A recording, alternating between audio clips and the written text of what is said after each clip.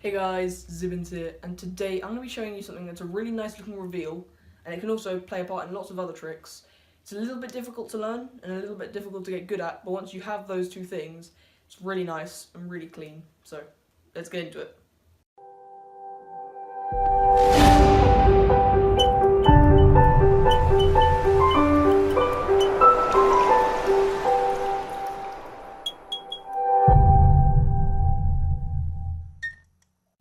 Okay, so as you saw right at the beginning of this video, it's quite a difficult thing to do, but there are two ways of doing it. Now, what I was doing at the start there, that's the more difficult way, which is basically you do the cyclone, which Lamhole showed you in another video. I'll link that down below. You get the cyclone, which you can shoot off a card, and then you have to angle your hand up. So you normally have it out, but instead you want to angle it up. And you've got to find the right angle for you, and basically that will just ping the card up in the air, and essentially what you have to do is ping it up. Getting the angle is definitely the hardest part. Ping it up, ping it up, ping it up.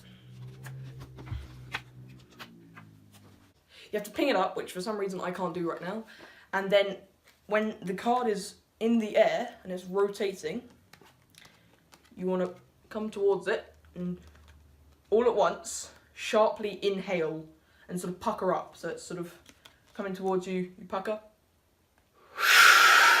and you won't be able to hold it for very long, or you might if you have huge lungs, but I can't hold it for very long.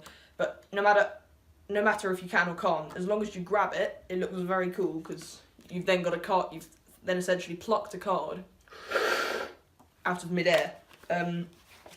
So that is the more difficult way to do it with the cyclone. So if you haven't seen the cyclone video, go check it out. It's in the description below.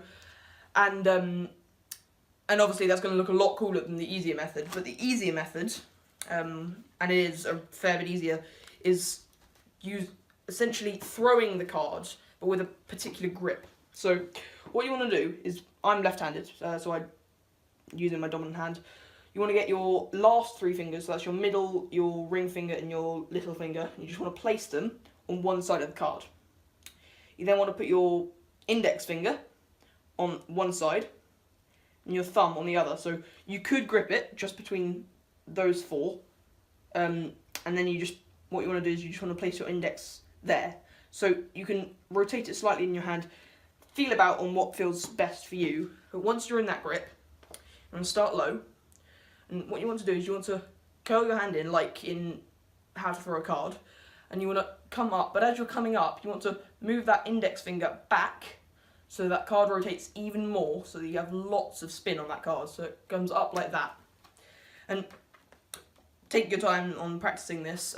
This is called the J grip, invented by Ricky J, who used to be the record holder for the world's longest card thrown. And so that's the grip, and you basically just want to throw it up. Try throwing it up and catching it a few times first. It's good practice. And then once you feel a bit more comfortable with that grip, what you want to do is you want to throw it up, and you just want to see if you can catch it in your mouth and not exhale, which will blow the card away, obviously. So don't do that. Up, and you just want to practice. It's still not easy, but it's less difficult. There we go. Yeah, so it's still a little bit difficult, but it's not nearly as bad as the cyclone one. Oh, come on now. Yeah, it's not nearly as bad as doing it the way with the cyclone, which of course I get first try then. But that's basically how to do it. So obviously it's the cyclone, links in the description on where to learn to do that, and then obviously the J grip, which is just throwing it up and catching it in your mouth, or not in your mouth, against your mouth. So that is that is how to do that. It's a great looking reveal. If you get good at the cyclone one, you can force the spectator's card to the top. You can cyclone it up, and obviously you could do the normal catch, or if you get good enough, catch it against your mouth, and that's a really, really powerful looking thing, because they completely forget about what's just happened. They just think, wow, he's caught that with his mouth. That's amazing. And it's a great way to finish off a trick. So I would greatly suggest learning either one of those two methods. It's such a nice reveal, such a nice reveal. I've been using it so much recently with my magic.